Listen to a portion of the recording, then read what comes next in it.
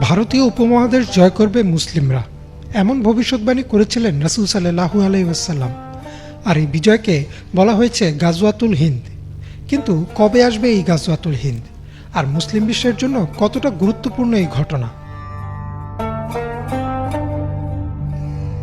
গাজওয়া শব্দের অর্থ হচ্ছে অভিযান, আর হিন্দ হচ্ছে একটি জায়গার নাম।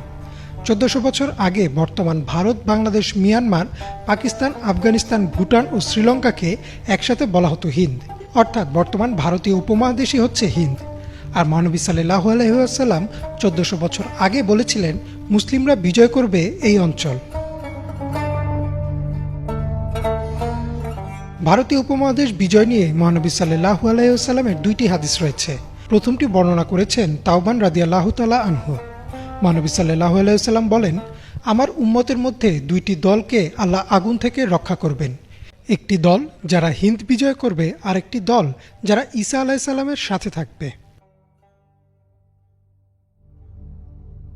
আর দ্বিতীয় হাদিসটি বর্ণনা করেছেন আবু হুরায়রা রাদিয়াল্লাহু তাআলা আনহু। তিনি বলেন, মহানবী সাল্লাল্লাহু আলাইহি ওয়াসাল্লাম ওয়াদা করেছেন যে আমরা হিন্দ বিজয় করব। আমি যদি সে সময় থাকি আর শহীদ হই, তবে আমি হব সেরা শহীদদের একজন। আর আমি যদি বেঁচে ফিরি, তাহলে আমি আবু হুরায়রা, যে কিনা আগুন থেকে বাঁচল। রাসূল সাল্লাল্লাহু আলাইহি ওয়াসাল্লামের প্রথম হাদিস মতে যারা হিন্দ বিজয় করবেন তাদের আল্লাহ জাহান্নামের আগুন থেকে রক্ষা করবেন। কিয়ামতের আগে যখন ঈসা আলাইহিস সালাম পুনরায় পৃথিবীতে ফিরে আসবেন এবং তার সাথে যে সহযোদ্ধারা থাকবেন তাদের সাথেও তুলনা করা হয় হিন্দ বিজয়ীদের। দ্বিতীয় হাদিসটিতে আবু হুরায়রা রাদিয়াল্লাহু তাআলা আনহু বলেন, হিন্দ বিজয়ের যে অভিযান, সে অভিযানে যারা শহীদ হবেন তাদের মর্যাদা অনেক বেশি হবে।